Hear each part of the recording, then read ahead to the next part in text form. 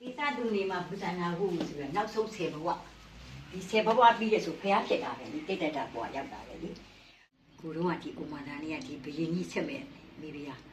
အမတ်တရားတိုက်တော်ကြတော့စောက်ကြီးတန်းနေပါဆိုတော့ဘယင်ကတော့မကောက်တော့ဒါနဲ့ तू ကမကျင်တတ်လို့သူ့ကိုပြတ်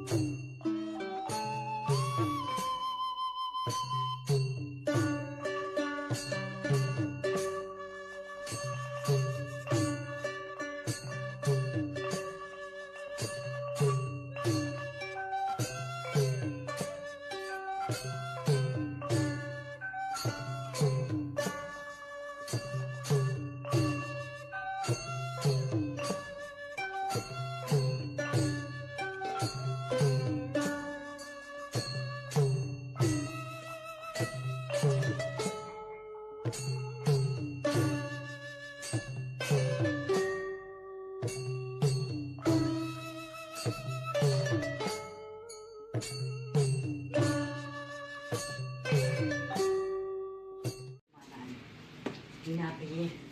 လူလာရင်မြင်ပြီးဘယင်ယူတဲ့နေရာဘယင်ကတော့ပြတ်သွားပြီထိကြတယ်ဘယင်တိုင်းရင်တဲ့ခါကျသူကပဒင်းပေါ်ကလေးပန်းကျဲတာဥမာဒါလေးကိုတော့ကဒီဥမာဒါလေးကဒီဘယင်ကြီးဆက်မဲ့မိဖုရားအမတ်တရားတိုက်တော်ကြတော့စောက်ကြီးတန်းနေပါဆိုတော့ဘယင်ကတော့မကောက်တော့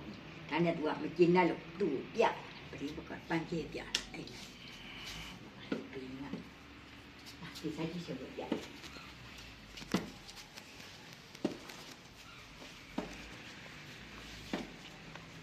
ဒီသတုနေမှာပူဇာနာဟုဆိုရနောက်ဆုံး10ဘဝ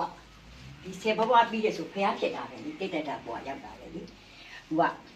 တင်မိရဇက်တယ်သူကဇနက်ကမင်းသားနေလေးသမိုးပြည့်သူကတွနာတာမသူကနေမိသူကမဟောတခါ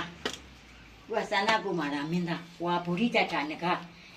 ဟိုဝိတ္တန်ရာတော့ပြတ်သွားရေဝိတ္တဝနောက်ဆုံးဒါဇက်ကြီးစီကိုဟိုဘက်ကြရင်ဒီဟာပြီးတဲ့ဆိုဖះတိတ်တတ်ဘဝ